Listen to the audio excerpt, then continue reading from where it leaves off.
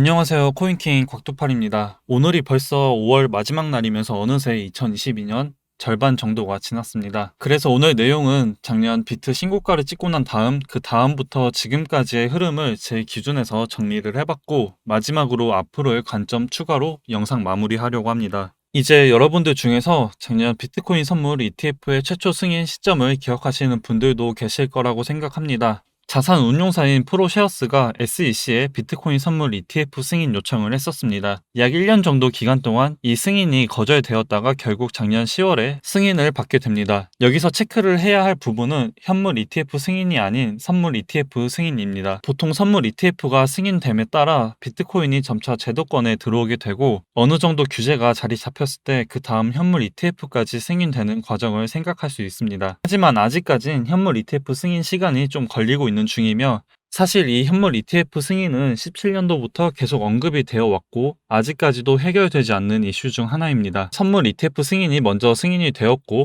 그 다음 현물 ETF 승인을 기다리는 동안 시장은 어떤 흐름으로 움직였는지를 한번 보면, 2021년 7월 저점부터 반등이 나와줬고 2021년 10월부터 비트코인 선물 ETF에 대한 긍정적으로 언급이 되면서 다시 한번 시장에 자극을 주기 시작했습니다. 그 결과로 결국 69K라는 역사적인 신고점을 달성하게 됩니다. 여기서 이제 우리는 당시 승인되었던 현물과 선물의 차이점을 알아야 하고 이해를 하고 있어야 합니다. 현물과 선물의 가장 큰 차이점은 레버리지를 이용해 적은 돈으로도 큰 금액을 베팅할 수 있는 것과 숏 포지션을 잡을 수 있다는 것입니다. 당시 기준 금리 동결, 테이퍼링, 금리 인상 이런 이슈들은 모두가 알고 있는 내용들이었으며 위험 자산 시장에 모두 다 영향을 받고 있는 것이었습니다. 이제 제가 이 암호화폐 시장에서 잡은 포인트는 이거입니다. 선물 ETF가 승인되면서 제도권화에 들어왔고 사람들은 비트코인의 움직임에 대한 베팅을 자산 운용사를 이용해 쉽고 편하게 할 수 있는 시스템을 만들어졌다는 것입니다. 그만큼 대중의 선물 매매 참여가 저 때부터 상당히 많이 늘어나기 시작을 했고,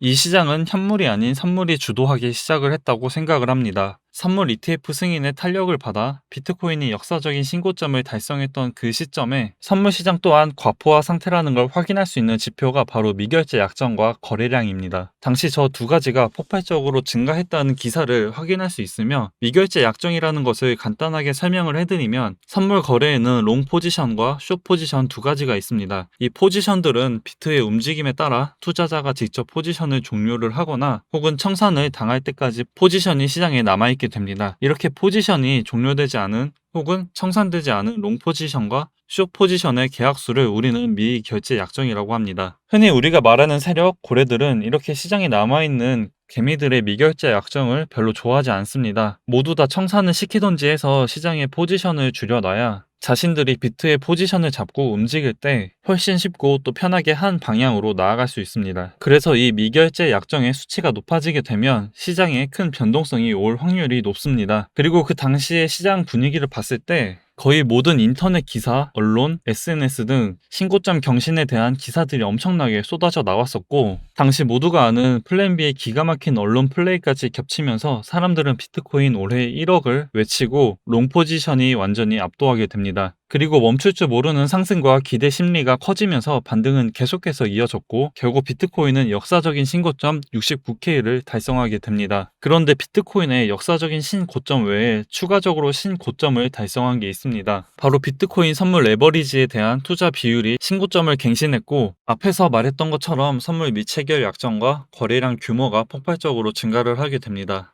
역사적인 신고점 그리고 연말에 1억을 갈 거라는 기대 심리가 가득한 이 시장 상황에서 당연히 숏 포지션을 잡은 사람들도 있었지만, 당시엔 엄청난 미체결 약정은 롱 포지션에 과열이 되어 있었습니다. 선물이라는 시스템은 원래 있었지만 선물 ETF까지 승인이 되면서 엄청난 매수세가 시장에 다시 한번 들어왔고, 그 매수세가 당연히 상승장이었기 때문에 숏보단 롱 포지션에 집중이 되었을 것입니다. 타이밍 또한 역사적인 신고점을 달성했기 때문에 그 위 저항 구간이 없는 상황에서 사람들은 당연히 한 차례 눌리면 1억까지 갈 수 있겠다라는 생각이 지배적일 수밖에 없다고 생각합니다. 이제 여기서 정리를 해보면 선물 ETF를 7월 반등 이후에 승인이 되었고 선물 ETF 이후에 역사적인 신고점 달성을 한 비트코인, 그리고 미친듯이 쌓여가는 미체결 약정 물량과 레버리지 투자 비율의 신고점 갱신까지, 그렇게 이 시장은 역사적인 신고점 달성한 이후에 지금까지 하락장을 맞이하게 됩니다. 그동안 금리 인상, 전쟁 여러 가지 이유도 있었지만 저는 이 미체결 약정이 역사상 최대치를 맞이한 시점에서 순식간에 시장이 쏟아진 것 또한 하락장의 한 몫을 했다고 생각을 합니다. 그리고 실제로 첫 비트코인 선물 ETF를 출시했던 프로쉐어스에서 올해 4월 비트코인 숏에 베팅할 수 있는 ETF 출시 계획까지 밝혔습니다. 그럼 이제 우리는 그렇구나라고 가만히 있어야 하는 것이 아니라 왜 이렇게까지 하고 앞으로 어떤 생각을 가지고 있을까, 그리고 세력들이 원하는 시장의 방향성은 어떤 것일까를 한번 생각해 봐야 된다고 봅니다. 이제 저 같은 경우엔 작년 신고점을 달성했던 그 시장의 분위기와 반대되는 흐름을 생각하고 있습니다. 선물 시장이 주도적이고 선물 베팅을 하는 개인 투자자들이 상당히 많이 늘어난 지금의 시장 흐름에서 계속해서 시장에 공포를 심어주고 숏 포지션 위주의 매매가 맞아나가는 그 흐름이 이어진다면 이 전과 반대로 숏 포지션에 대한 물량은 계속 쌓여만 갑니다. 작년 69K까지 신고점을 갱신했을 때 롱 포지션이 압도했던 것처럼 이번에도 숏 포지션이 압도하는 미결제 약정의 최대치가 되는 그 시점이, 저는 이때가 다시 한번 상승장의 흐름을 이어갈 수 있는 시작점이라고 생각을 하고 있습니다. 하지만 그렇게 하기 위해서는 선물 ETF를 승인한 것처럼 물량이 이 시장에 다시 한번 관심과 신규 자금이 들어오게 만들어줘야 하는데, 지금 전 세계적으로 상황인지라 그게 쉽지 않다는 것은 다들 잘 알고 계실 겁니다. 기준에선 당연히 모두가 기다리고 있는 현물 ETF 승인입니다. 물론 지금 상황에서 승인이 되는 것은 저 또한 바라지 않습니다. 전 세계적으로 코로나 시기에 풀었던 돈을 다시 회수하고 있는 상황이며 인플레이션과 금리 인상, 전쟁 등 지금 상황은 투자를 하기엔 좋은 환경이 아니라고 생각을 합니다. 지금 악재가 되고 있는 것들이 안정이 됐을 때 다시 한번 현물 ETF 승인이 언급이 되면서 승인까지 되어야 1억까지 도전할 수 있는 그림이 만들어질 거라 생각을 합니다. 아직은 때가 아니지만 결국엔 승인이 될 거라고 생각을 하고 있고, 저는 이 현물 ETF가 될지 안 될지를 기다리는 게 아니라 언제 될지를 기다리고 있는 중입니다. 이제 내일 6월 1일부터 미국 양적 긴축이 시행이 됩니다.